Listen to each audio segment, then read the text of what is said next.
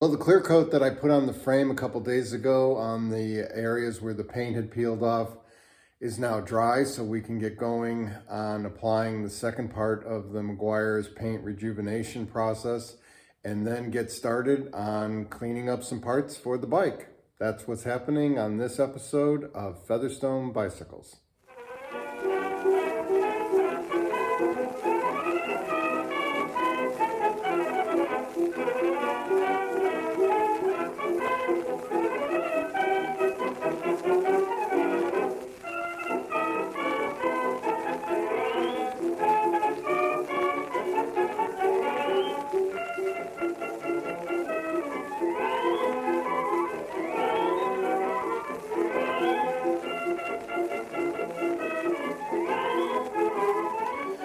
By the way, you might recall in the first episode I talked about the tires being in good shape, and I did put air in them that day of the filming of that first episode, and it is a couple weeks later and they are still holding air very nicely. So that's great news. We're going to reuse everything there. Possibly the rim strips are shot, and so I will replace those, but that's a minor expense. I also was able to source a seat that is correct per the 1977 catalog. So that was replaced, the old seat that came with the bike. It is a Schwinn approved seat. Needs a little bit of cleaning on the bottom and somewhat on the vinyl on the top, but otherwise we're good to go there. So before we get started on putting the Meguiar's wax on the painted parts, I'm going to start soaking the first parts I'm going to be cleaning up, which are the parts for the fork. And again, we're going to let them soak in some solvent for a while. So again, what I'm using is the Zepp Fast 505.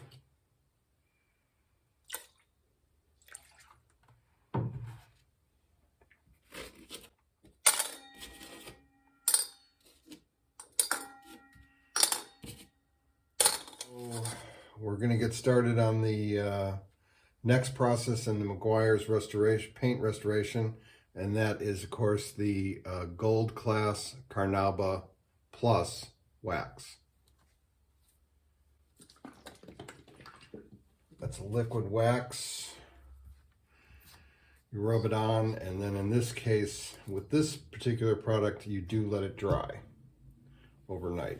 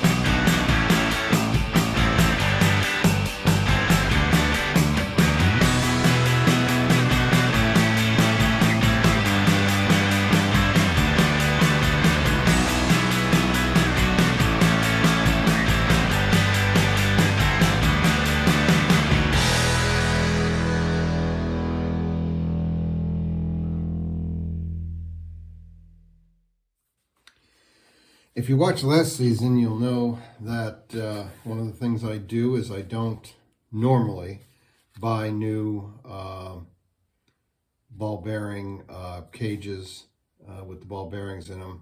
I just reuse the old ones unless they're completely trashed. But otherwise I just take the ball bearings out of each one.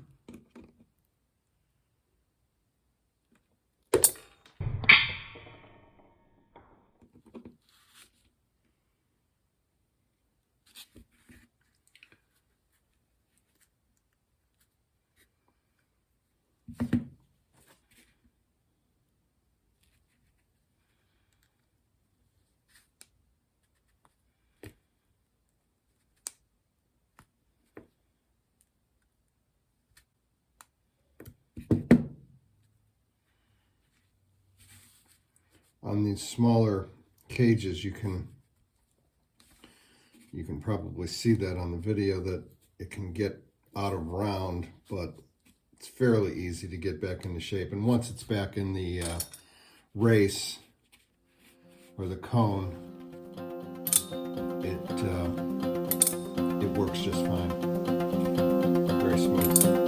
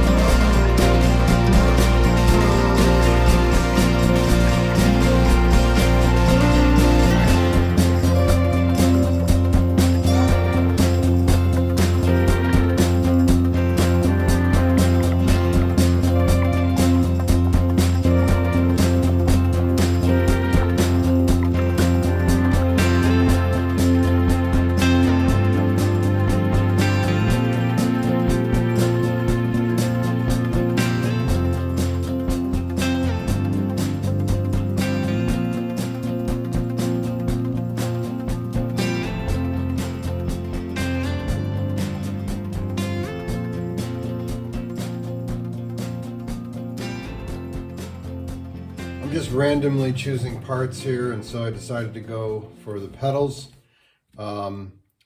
Mainly, they're a little greasy. They're a lot greasy. They're a lot dirty, but they're going to clean up nicely. I debated whether or not to try to take them apart. It may be hard to get into the bottom here to clean that, but I've got some small brushes and whatnot.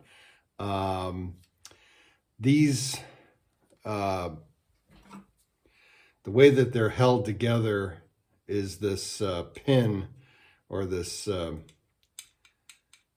part that comes up from the bottom here, and it's pressed over this top piece, and I'm just worried that if I undo that, I'll never get it back right, and then the pedals really won't work. correctly again. So I'm just going to do the best I can to clean them up around that. They're already spinning fine, so there's no issues there. So we should be good.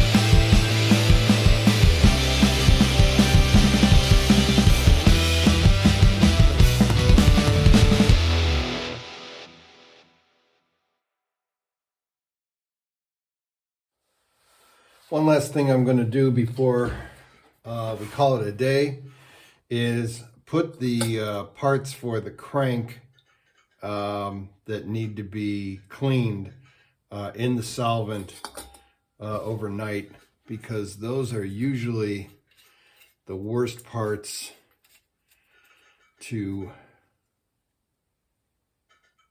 get clean.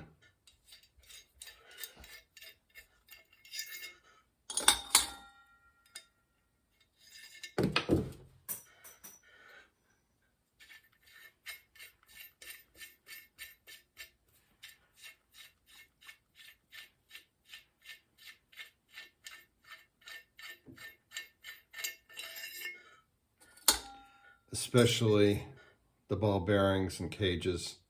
Actually, I'm going to take those apart where I do that. Leave the rest of the crank for another day. Pick up the washer I dropped. Put my glasses on so I can see what I'm doing.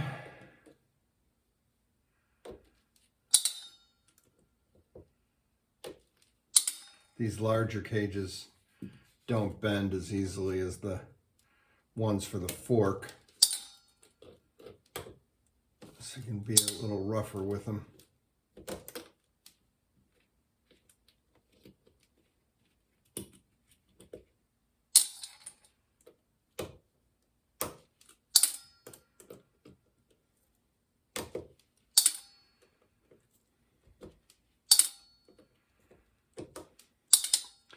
there's a lot of baked in grease since 1977 in there that needs to soak longer and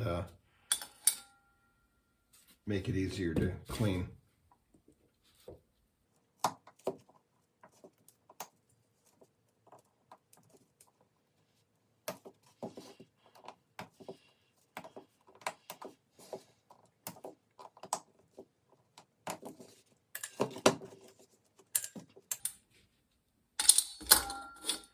Well, it was a pretty good day. We got the wax on the painted parts, the frame, the fork, the chain guard. We completely cleaned and polished the pedals, and we also completely cleaned the hardware for the fork.